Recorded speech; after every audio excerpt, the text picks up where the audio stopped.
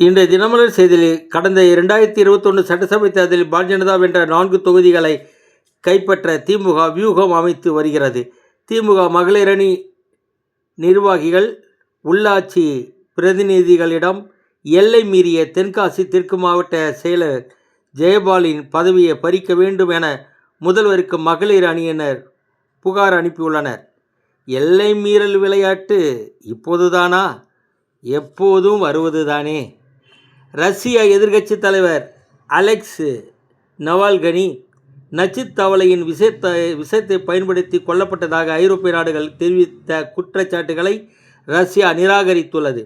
சட்டசபை தேர்தல் விரைவில் அறிவிக்கப்பட உள்ளதால் தமிழகத்தில் ஒரே சமயத்தில் 6 மாவட்டங்களில் 50க்கும் அதிகமான இடங்களில் கருங்கல் குவாரிகள் ஏலம் விடும் பணியை அதிகாரிகள் அவசர கோலத்தில் மேற்கொண்டு வருவதாக புகார் எழுந்துள்ளது.